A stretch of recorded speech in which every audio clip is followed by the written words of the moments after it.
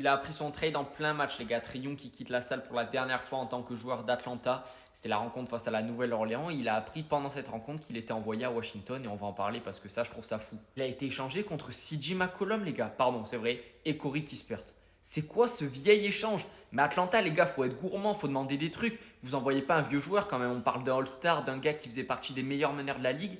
On l'envoie pour CJ McCollum. Enfin, ce qui reste de CJ McCollum, les gars, c'est. Enfin, je comprends pas. Ils ont fait zéro effort. Ils n'ont pas été gourmands. Fallait essayer de négocier des trucs. Enfin, honnêtement, là, Washington fait vraiment un braquage. Après, pour cette saison, évidemment, il n'y a plus rien à gratter. Mais pour les suivantes, ça peut donner quelque chose. L'échange, je le vois vraiment comme ça, les gars. Je vous jure, je le vois comme ça. Je comprends pas comment Atlanta n'a pas demandé plus. Enfin, c'est hallucinant. Et comme un symbole, cette nuit, les gars, Rizaché qui sort son meilleur match de la saison. Et on le sait, il était très proche de Trae Young. Il a dit d'ailleurs en conférence de presse, c'est mon gars sûr, c'est mon frère, c'est l'une des premières personnes que j'ai rencontrées dans cette organisation. Et dès le premier jour, il m'a toujours soutenu. Perso, je garde quand même un tout petit regret parce que ce 5 là, vraiment, je pensais qu'il pouvait aller très loin et qu'il pouvait jouer le haut de la conférence Est. On les aura quasiment jamais vus jouer ensemble, mais franchement, sur le papier, c'était quelque chose. Trae Young à Washington, maintenant, on va voir ce que ça va donner, mais surtout, je suis très hypé par la connexion qu'il peut former avec Alex Sarr et avec Bilal Koulibaly. Ça peut être vraiment intéressant.